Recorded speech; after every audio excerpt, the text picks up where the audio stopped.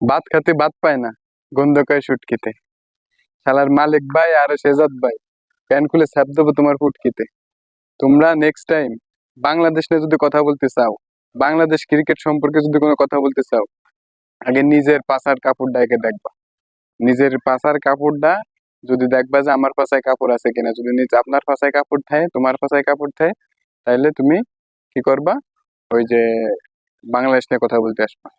বাংলাদেশ এত বাজে খেলে, বাংলাদেশ বিশ্বে কয় নাম্বার দল, কে না দল, তোমরা কিছুই জানো না, কিছু বুঝতে পারতেছো না পারতেছো, মানে বিশ্লেষণ করে ফেলাচ্ছ। তোমরা কত বড় মাপের প্লেয়ার ছিলে, তোমার কাছে অনেক বড় বড় প্লেয়ার আমাকে বাংলাদেশে ছিল, তাহলে তো কারো সম্পর্কে কোনো বাজে কথা কয় না।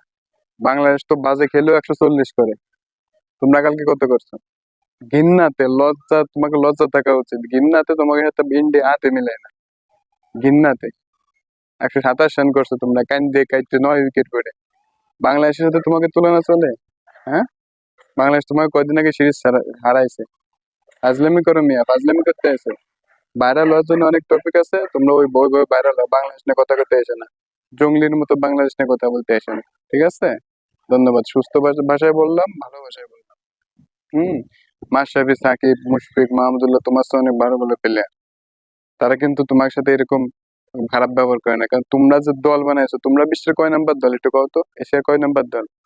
তোমরা এশিয়া হংকং এর পরের নাম্বার দল হলো পাকিস্তান, এটা মনে রাখো। ধন্যবাদ তোমাকে।